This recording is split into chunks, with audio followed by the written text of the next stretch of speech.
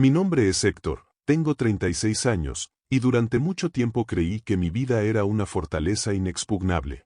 Pero estar conectado a una máquina, suspendido entre la vida y la muerte, te enseña que no hay muros lo suficientemente altos para protegerte del dolor. Lo que descubrí en la unidad de cuidados intensivos me destrozó mucho más que el accidente que me postró allí. Mi esposa, la mujer por la que habría dado mi vida, me había dejado, por mi mejor amigo, el hombre al que consideraba mi hermano. Lo que hice cuando me recuperé no solo cambió mi vida para siempre, también se aseguró de que las ruinas de las suyas fueran un monumento eterno a su traición. Si alguna vez alguien te traicionó en tu momento de mayor debilidad, si usaron tu vulnerabilidad como una oportunidad para clavarte un puñal por la espalda, suscríbete ahora. Dale like a este video y quédate hasta el final, porque esta historia es la prueba de que la justicia, cuando llega, se sirve fría, se calcula con precisión y se ejecuta a la perfección. Para entender la magnitud de la traición, primero deben entender la profundidad de mi confianza. María y yo llevábamos 10 años juntos, 5 de casados. La conocí cuando ambos éramos jóvenes, llenos de sueños y con los bolsillos casi vacíos. Crecimos juntos, nos apoyamos mutuamente. O eso creía yo. Carlos era más que mi mejor amigo, era el hermano que nunca tuve. Nos conocíamos desde que éramos niños, habíamos compartido secretos, fracasos y triunfos. Cuando fundé mi pequeña empresa de construcción desde cero, él fue el primero al que llamé para que se uniera a mí. Le di un puesto de confianza, un sueldo generoso, lo más importante, mi lealtad incondicional. Los tres éramos un trípode, una estructura que yo creía indestructible. El accidente ocurrió una noche lluviosa de noviembre. Regresaba tarde del trabajo, cansado pero satisfecho después de cerrar un contrato importante. Recuerdo el brillo de las luces de la ciudad reflejándose en el asfalto mojado, la música suave en la radio. Y de repente, el chirrido de unos neumáticos, el estruendo ensordecedor del metal retorciéndose, el impacto brutal que me lanzó contra el volante. Recuerdo el olor a gasolina y el sabor metálico de la sangre en mi boca. Luego, la oscuridad. Desperté días después en un mundo de pitidos constantes y luces blancas. Estaba en la UCI. Tubos salían de mi cuerpo, conectado a monitores que parecían medir cada aliento, cada latido de mi corazón. Mi cuerpo se sentía como una prisión de plomo, pesado, ajeno. Un médico con ojos cansados me explicó que había estado en un coma inducido, que había sufrido múltiples fracturas y una hemorragia interna. Lo primero que pensé, mi primer ancla en ese mar de confusión, fue en ellos. En María y en Carlos. Y allí estaban. O eso creí. Durante los primeros días de mi recuperación, flotaba en una neblina de sedantes y dolor. Escuchaba sus voces a mi alrededor, fragmentos de conversaciones que al principio me parecían un consuelo. Pero a medida que mi mente se aclaraba, las palabras comenzaron a tomar una forma nítida y monstruosa. Una tarde, fingiendo estar más dormido de lo que estaba, escuché una conversación que me heló la sangre y me rompió el alma. No podemos seguir viéndonos aquí, en el hospital. Es demasiado arriesgado, dijo la voz de María, un susurro cargado de una urgencia que no era de preocupación por mí. Tranquila, mi amor. Él ni se entera. Está completamente ido, respondió la voz de Carlos, mi hermano, mi amigo. Abrí los ojos apenas una rendija, lo suficiente para ver a través de mis pestañas. Y los vi. Vi sus manos entrelazadas junto a mi cama.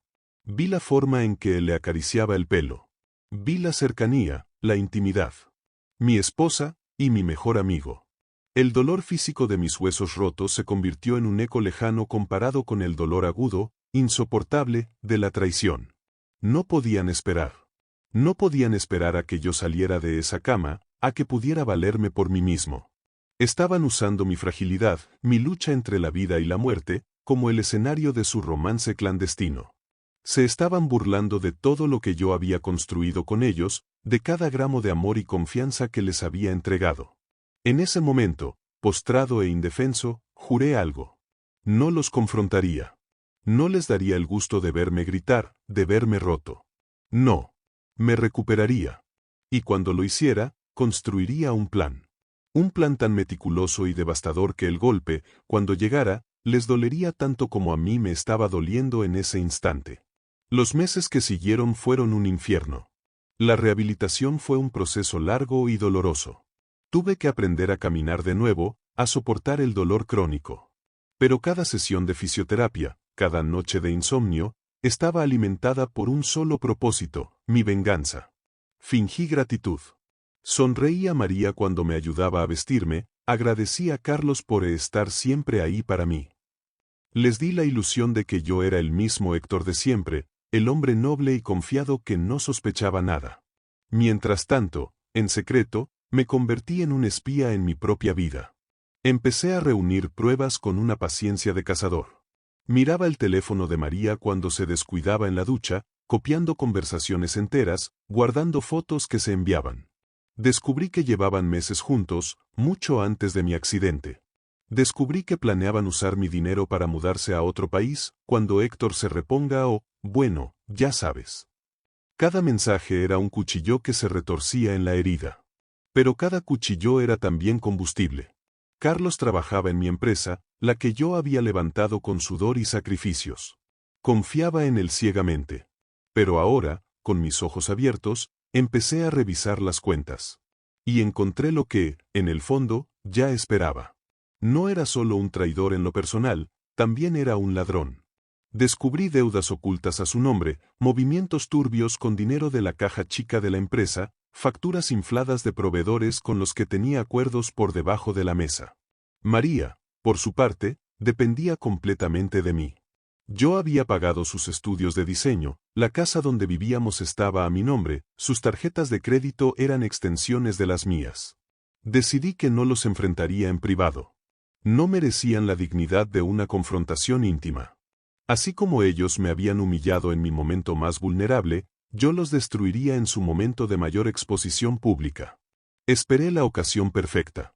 Y llegó, la fiesta anual por el aniversario de mi empresa. Una celebración por todo lo alto, con empleados, sus familias, clientes importantes y socios estratégicos. Carlos, como mi socio y mejor amigo, por supuesto que estaba invitado. Y María insistió en acompañarme, para interpretar su papel de esposa orgullosa y solidaria. La noche de la fiesta, el salón estaba lleno. Luces cálidas, copas de champán alzadas, risas y conversaciones animadas. Yo me movía entre los invitados, sonriendo, agradeciendo, sintiendo el peso de la máscara que llevaba puesta. Vi a Carlos en un rincón, riendo a carcajadas con un cliente. Vi a María, con un vestido elegante y una sonrisa radiante, fingiendo un apoyo incondicional. Llegó el momento de mi discurso. Subí al escenario, el silencio expectante llenando la sala. Tomé aire. Buenas noches a todos. Quiero agradecerles por estar aquí celebrando un año más de éxito para nuestra empresa. Pero esta noche, mi agradecimiento es más personal. Como muchos de saben, este ha sido un año increíblemente difícil para mí. Estuve en la UCI, luchando por mi vida tras un grave accidente. Y mientras yo luchaba, descubrí algo que casi me la quita del todo.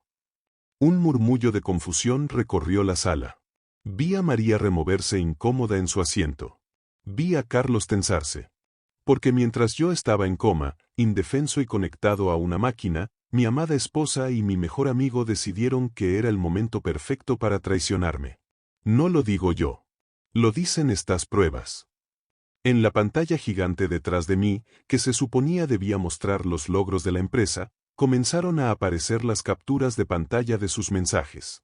Declaraciones de amor, planes para su futuro a mis espaldas, e incluso burlas crueles sobre mi estado en el hospital. La sala estalló en exclamaciones ahogadas. María se levantó de un salto, pálida como un fantasma.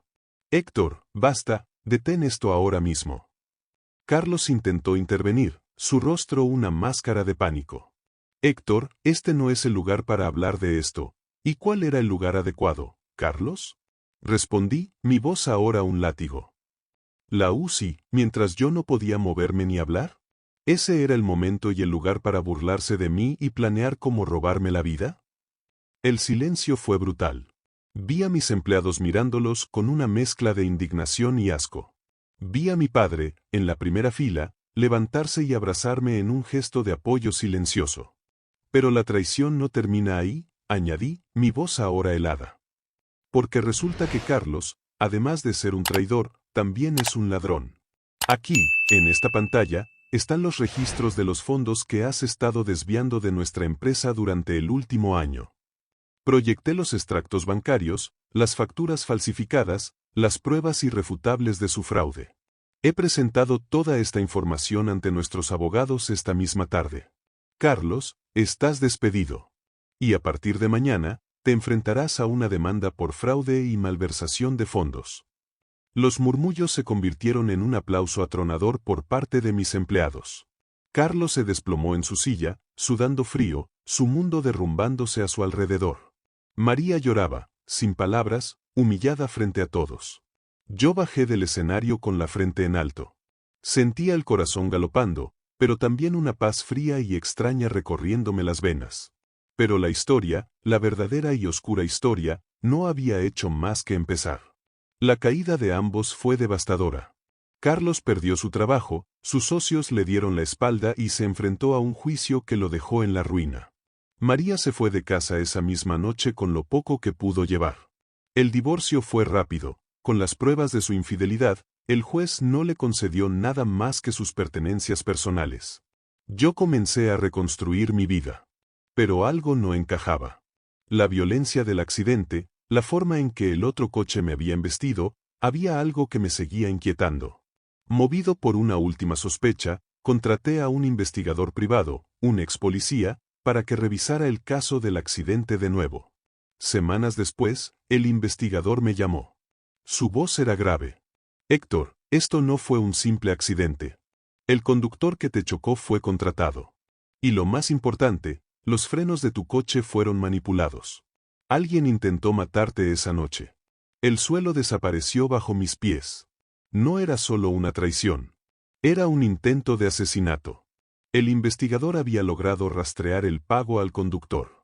El dinero había salido de una cuenta offshore, pero con suficiente pericia, logró vincularla a una empresa fantasma. Una empresa que, después de mucho cavar, resultó estar conectada a Carlos. Con esta nueva prueba en la mano, fui a visitar a Carlos a la pequeña y miserable oficina donde ahora intentaba trabajar. Estaba más delgado, con la mirada de un hombre derrotado. Le puse las pruebas sobre la mesa. El informe del perito sobre los frenos. El rastro del dinero. Se derrumbó. Llorando, confesó todo. El plan no era solo tener una aventura.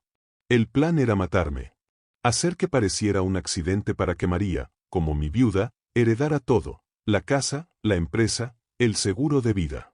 Y luego, ellos dos se irían juntos a empezar una nueva vida con mi dinero.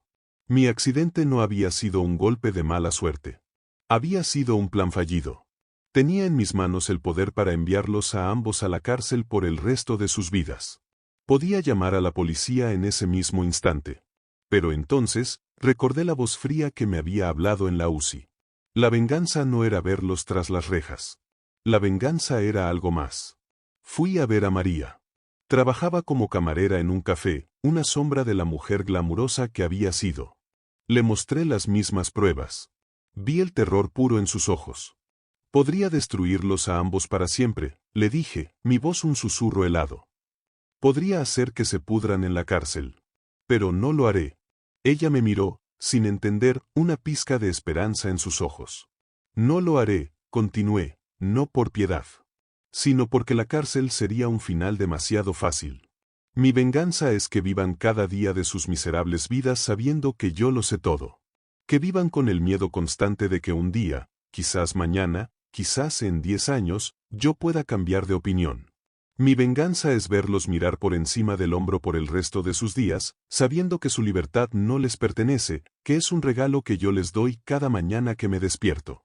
Vivirán en una prisión sin barrotes, la prisión de su propia cobardía y su propia culpa. Y yo viviré mi vida, libre y en paz. Aprendí que el verdadero amor y la verdadera amistad se miden en tus momentos más oscuros. Si alguien te traiciona cuando estás caído, no merece estar a tu lado cuando te levantes. Y que la justicia más perfecta no siempre es la que castiga, sino la que te libera a ti, dejándolos a ellos ahogarse para siempre en el veneno que ellos mismos crearon. ¿Qué harías si tu pareja y tu mejor amigo te traicionaran en tu peor momento? Déjalo en los comentarios. Y no olvides suscribirte, Porque aquí contamos historias donde la venganza no solo es dulce, es necesaria.